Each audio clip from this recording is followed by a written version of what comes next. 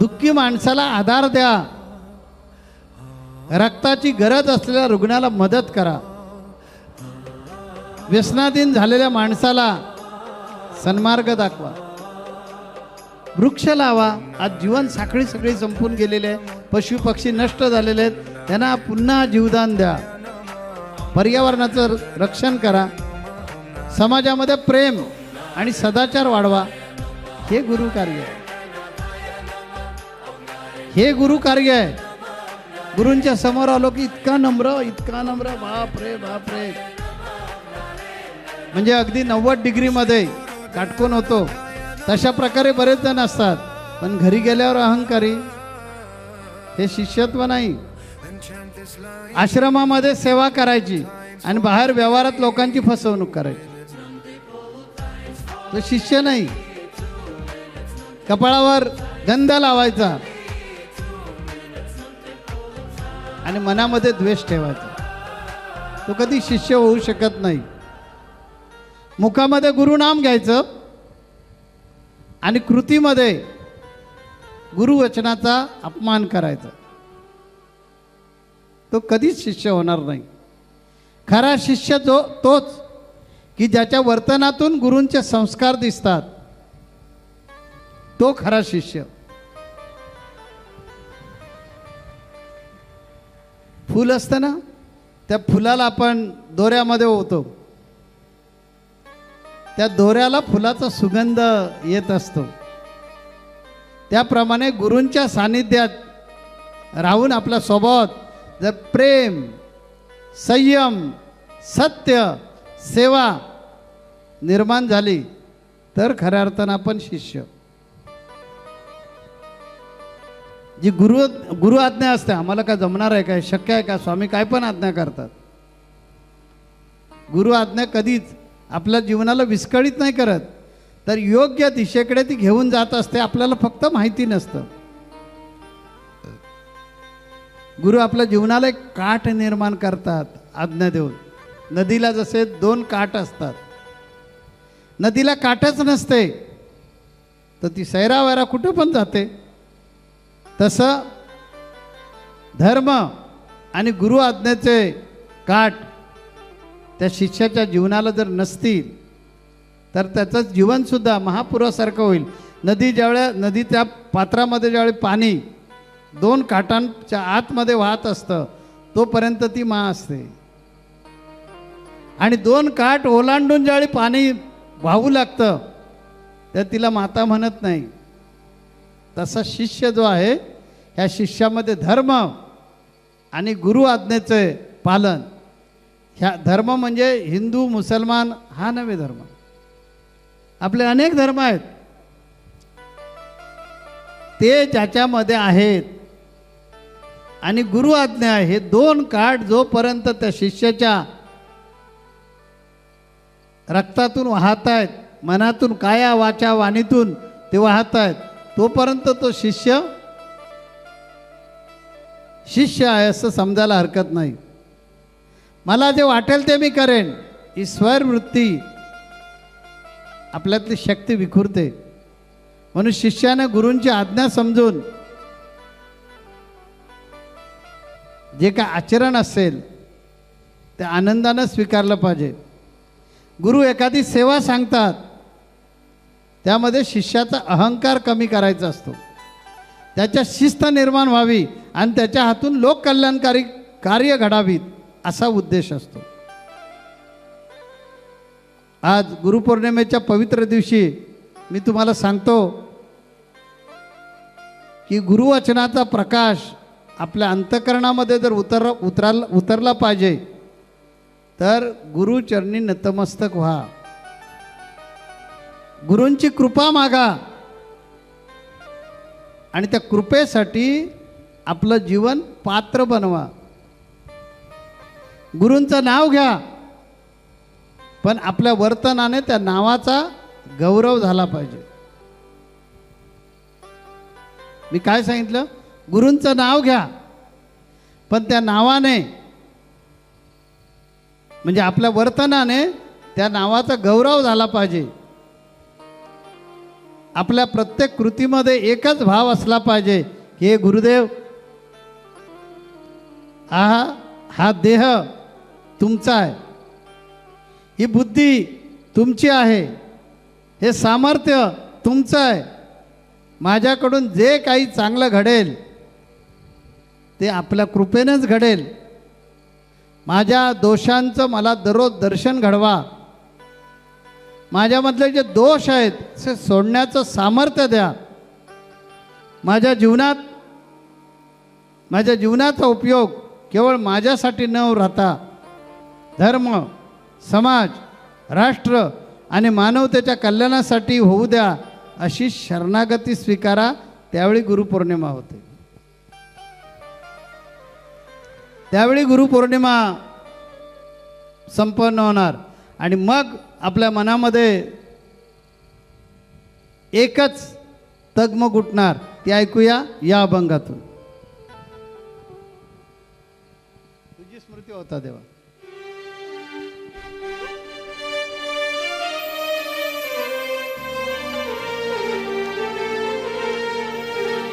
तुझी स्मृती होता देवा ये तेरे भरून. तुझी स्मृती होता देवा ये तेरे भरून. नित्य नित्य तुझ्या संगे राहावे बसून. नित्य नित्य तुझ्या संगे राहावे बसून. नित्य नित्य तुझ्या संगे राहावे बसून. तुझी स्मृती होता देवा ये तेरे भरून. तुझी स्मृती होता देवा ये तेरे भरून. नित्य नित्य तुझ्या संगे राहावे बसून. नित्य नित्य तुझ्या संगे राहावे बसून. नित्य नित्य तुझ्या संगे राहावे बसून. तुझी स्मृती होता देवा ये तेरे भरून. तुझी स्मृती होता देवा ये तेरे भरून. नित्य नित्य तुझ्या संगे राहावे बसून. नित्य नित्य तुझ्या संगे राहावे बसून. नित्य नित्य तुझ्या संगे राहावे बसून. गणगोत सारे द्यावे रे सोडून. गणगोत सारे द्यावे रे सोडून. गणगोत सारे द्यावे रे सोडून. गणगोत सारे द्यावे रे सोडून. वाटे माता पिता नसे आप्त इष्ट कोण. वाटे माता पिता नसे आप्त इष्ट कोण. वाटे माता पिता नसे आपले इष्ट कोण. वाटे माता पिता नसे आपले इष्ट कोण. तुझ्या विण दया कोण नसे महान. तुझ्या विण दया कोण नसे महान. नित्य नित्य तुझ्या संगे राहावे बसून. नित्य नित्य तुझ्या संगे राहावे बसून. नित्य नित्य तुझ्या संगे राहावे बसून. कुणाचे दुःख धरून कुणाचे हे सुख.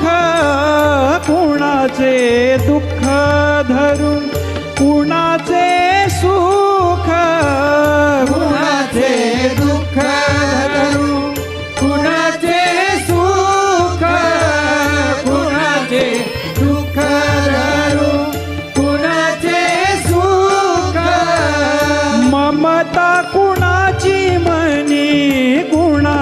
रे माया ममता कुणाची मनी कुणाची रे माया ममता कुणाची म्हणी कुणाची रे माया ममता कुणाची म्हणी कुणाची रे माया तुझ विण प्रभू असे जग शून्यमय तुझ विण प्रभू असे जग शून्यमय नित्य नित्य तुझ्या संगे राहावे बसून नित्य नित्य तुझ्या संगे राहावे बसून नित्य नित्य तुझ्या संगे राहावे बसून ओखटा प्रपंच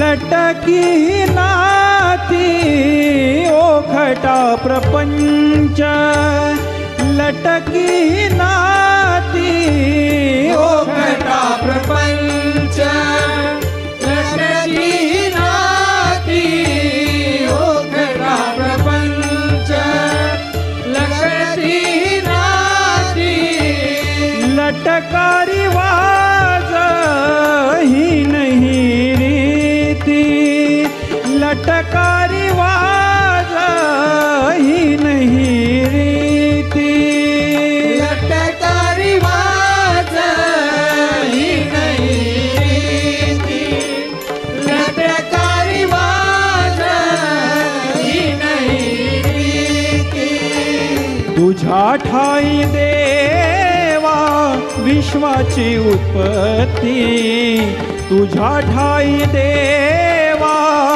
विश्वाची उत्पत्ती नित्य नित्य तुझ्या संगे राहावे बसून नित्य नित्य तुझ्या संगे राहावे बसून नित्य नित्य तुझ्या संगे राहावे बसून शेगावीच्या गजानना तूच माय बाप शेगावीच्या गजानना तूच माय बाप शेगावीच्या गजानना तुझं माय बाप शेगावीच्या गजानना तुझं माय बाप शेगावीच्या गजानना शेगावीच्या गजानना शेगावीच्या गजानना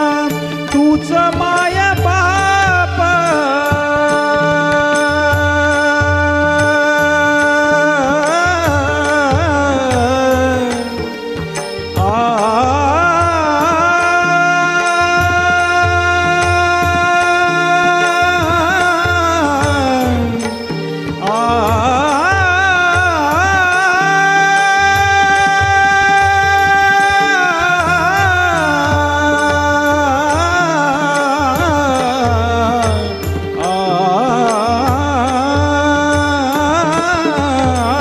शेगावीच्या गजानना तूच माय बाप शेगावीच्या गजानना तुझं माय बाप शेगावीच्या गजानना तुझं माय बाप म्हणे हा तुझा नरेंद्र मज तुझा ध्यास म्हणे हा तुझा नरेंद्र मज तुझा ध्यास म्हणे हा तुझा नरेंद्र मज तुझा ध्यास म्हणे हा तुझा नरेंद्र मज तुझा ध्यास जे जे काही माझे आहेस तू सर्वस्व जे जे काही माझे आहेस तू सर्वस्व नित्य नित्य तुझ्या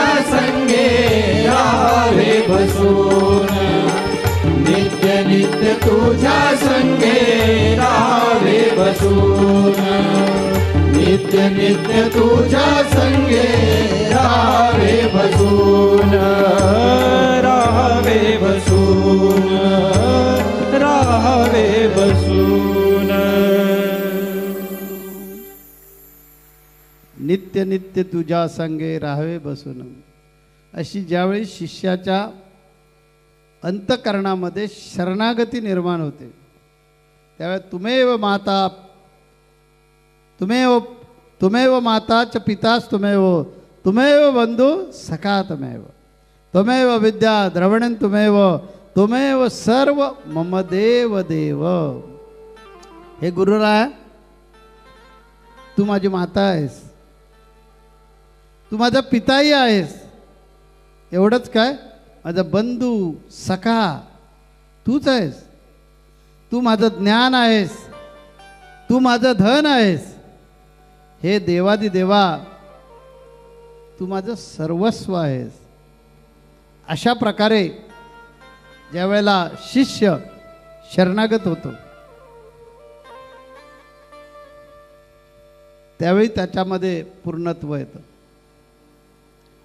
शिष्याला शरणागतीशिवाय शिष्य कधीच परिपूर्ण होऊ शकत नाही. यासाठी शिष्याच्या मनात त्या गुरूंबद्दल श्रद्धा टिकावी लागते. श्रद्धेशिवाय साधना टिकणारच नाही. आणि मग बहाणे करणार, मी करणार होतो जप, पण समजून घ्या मला काय म्हणायचं ते. नाही का, मी करणारच होतो जप, पण काय झालं, काय झालं बोला, कोणच बोलत नाही. वेळ नाहीये.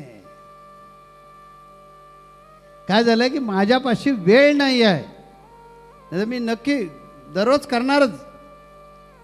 हे असं का होतंय, तर आपली श्रद्धा कमी पडते. श्रद्धेशिवाय साधना टिकणार नाही आणि साधनेशिवाय शरणागती येणारच नाही.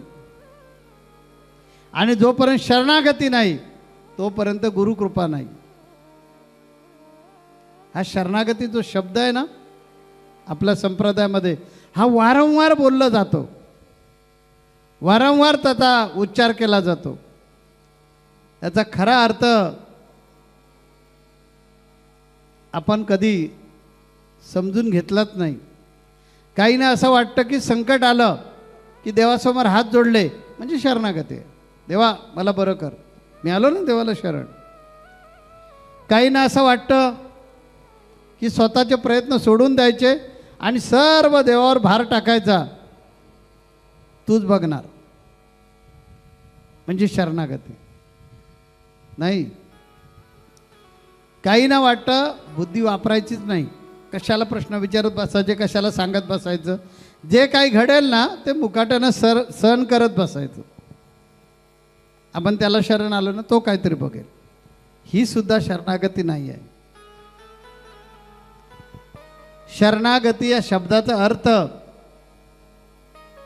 शरण आणि आगती.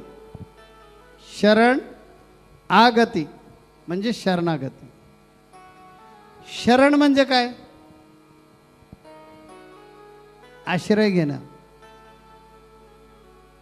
शरण म्हणजे आश्रय घेणं. आणि आगती म्हणजे त्या आश्रयाकडे पूर्ण विश्वासानं जाणं, की ज्याचा मी आश्रय घेतोय तो माझं कधीच अकल्याण करणार नाही, ही गॅरंटी आपल्या मनामध्ये असली पाहिजे. आणि अशी शरणागती स्वीकारली पाहिजे. मग कुणाची तरी शरणागती स्वीकारली, गटांगळे खाणारच. जो निर्लेप आहे, जो निरीच्छ आहे, जो निर्भय आहे, असं कोण आहे, फक्त फक्त आणि फक्त सद्गुरू आहे.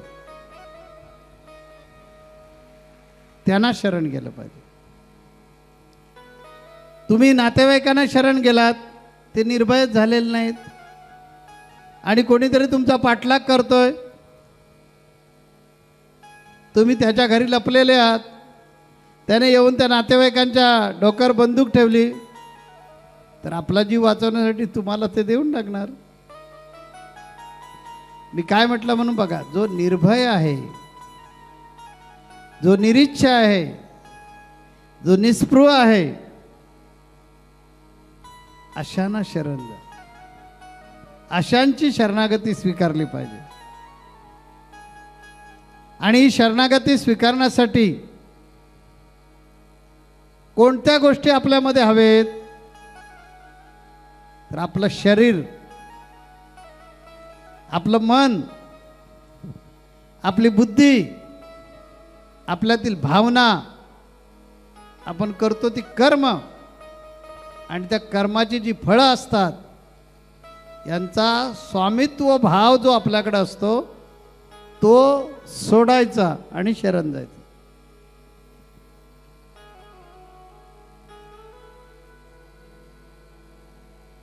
शरणागती म्हणजे आपलं जे अस्तित्व आहे ते विसरायचं. माझं अस्तित्व परमात्म्याशी जोडलेलं आहे हे लक्षात ठेवायचं. बघा, ज्यावेळी लाटा समुद्राला शरण जातात, त्या लाट समुद्रापासून कधी वेगळी करता येत नाही, तिची ओळख राहत नाही, पण लाट नष्ट झालेली नसते. तशी शरण गेलेली जी व्यक्ती असते ती संपत नाही. तिच्यातलं काय संपलेलं असतो? अहंकार. मी बाप्पांना शरण गेलो, मी संपलोय कुठे? बाप्पातले सगळे गुण माझ्यामध्ये आले आणि मी पात्र झालो. मगाच्या पहिल्या भागामध्ये मी सांगितलं, शिष्यानं पात्र झालं पाहिजे गुरूंची कृपा स्वीकारण्यासाठी.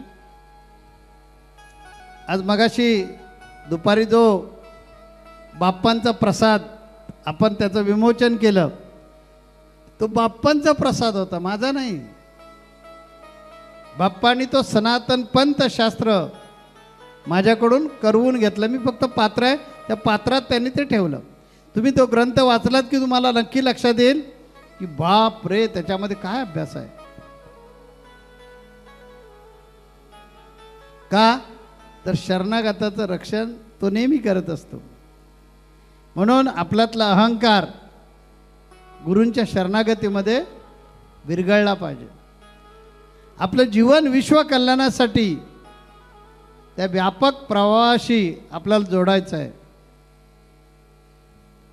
शरणागती म्हणजे हरणे नाही, लक्षात घ्या. व्यावहारिक भाषेत ठीक आहे, माणूस व्यावहारिक जगतामध्ये जगत असताना एखाद्या युद्धात हरतो, तर एक पक्ष दुसऱ्या पक्षाला शरण जातो, त्याला तुम्ही पराभव समजता. अध्यात्मामध्ये शरणागती हा जो शब्द आहे, तो शब्द आपल्यातली दुर्बलता घालवतो आणि सद्गुरूंना आपण ज्यावेळी शरण जातो त्यावेळेला आपल्यातला हा अहंकार संपुष्टात येऊन आपल्यातली सद्गुणांचा विजय होतो. आपलं मन जसं म्हणतं तसे आपण वागत नाही. मग शरणागतीमध्ये इंद्रिय ज्या दिशेला आपल्याला खेचतात त्या दिशेला आपण जातो. तरीही आपण म्हणतो मी शरणागत नाही, मी शरणागत नाही, मी कुणाचं ऐकत नाही. हां, गंमत किती आहे बघा. आपलं मन जसं सांगतं आपल्याला तसं आपण वागतो. चांगली गोष्ट गुरूंनी सांगितली तरी मनानं सांगितली नाही तर कानाडोळा करतो आणि आपल्याला पाहिजे तसंच वागतो. इंद्रिय ज्या दिशेला घेऊन जातात त्या दिशेला आपण जातो. तरी सुद्धा आपण काय म्हणतो? मी स्वतंत्र आहे, मी शरणागत नाही. कमाल वाटते. जो माणूस म्हणतो मी कुणालाही शरण जात नाही, पण सकाळी मोबाईल न पाहता राहत नाही. हा, मी शरण नाही, कुणाचा गुलाम नाही, पण मोबाईल हातामध्ये घेतल्याशिवाय सोडत नाही. क्रोध आला